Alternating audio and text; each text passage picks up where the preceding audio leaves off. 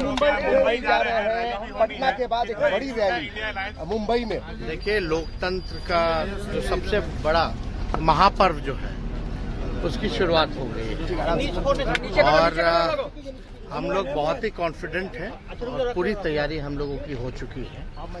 और हम पहले भी कहे थे कि बिहार जो है इस बार चौंकाने वाला रिजल्ट देगा।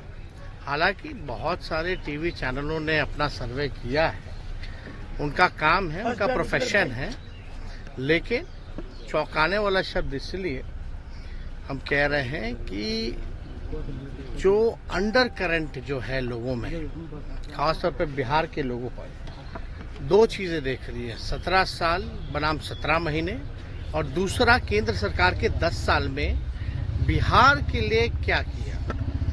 बिहार को ना स्पेशल पैकेज मिला, कोई भी काम जो है बीजेपी की सरकार ने, एनडीए की सरकार ने कोई काम नहीं किया जिसका क्रिटिसिज्म माननीय मुख्यमंत्री जी और उनके अन्य मंत्रियों ने भी किया।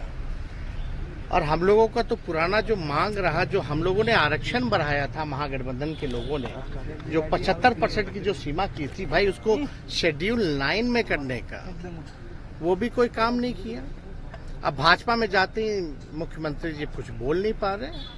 हालांकि अभिभावक हैं, हम उनकी मजबूरियों को समझ रहे हैं कि कॉम्प्रोमाइज करना पड़ता है, लेकिन जो काम हम लोगों ने किया, जिसकी मांग हम लोगों ने की, जिसका समर्थन सब लोगों ने दिया, कम से कम वो तो आरक्षण को शेड्यूल 9 में करना चाहिए था।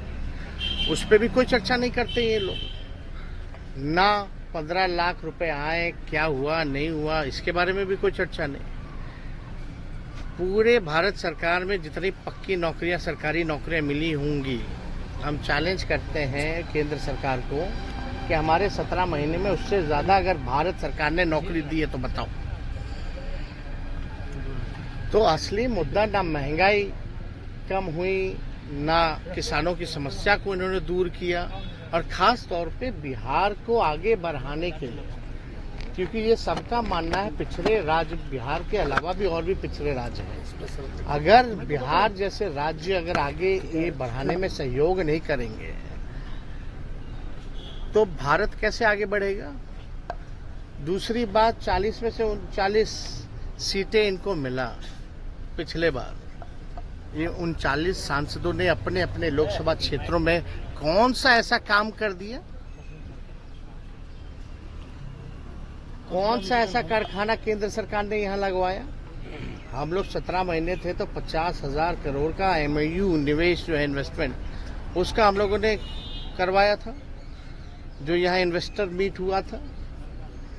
लालू जी जब केंद्र मंत्री थे, कई कारखाने रेलवे के यहाँ दिए, 90,000 करोड़ का मुनाफा दिया, कूलियों को परमानेंट किया, कुल्हड़ किया, हर बजट में किराया भाड़ा जो होता था उसको कम किया, गरीबों के लिए गरीब रथ निकाला, बिहार के लिए कई स्पेशल स्टेशन, हॉल्ट से लेकर के कई ट्रेनें दी।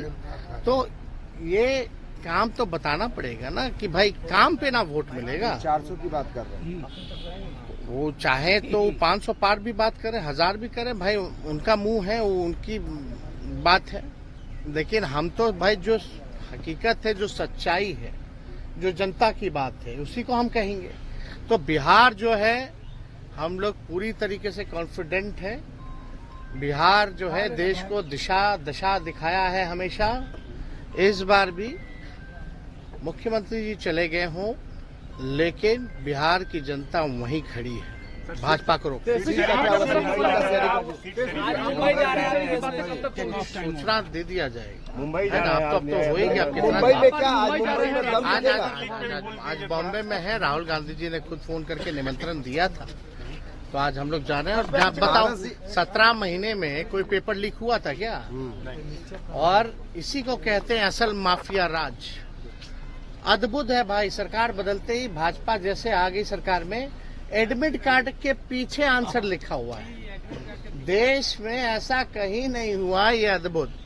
कुछ लोग माफिया राज खत्म करने की बात करते हैं, लेकिन हकीकत में हो क्या रहा है? कौन लोग लगे? ये बिहार में 70 दिनों के अंदर 2 लाख से ज्यादा लोगों को नियुक्ति पत्र हम लोगों ने बांटा। एक पेपर लीक हुआ तो बता दो। लेकिन इनके राज आते ही आते फिर से वही पेपर लीक, भाजपा का जहां राज रहा वहां पेपर लीक, यूपी में पेपर लीक, मध्य प्रदेश से लेकर के हर जगह।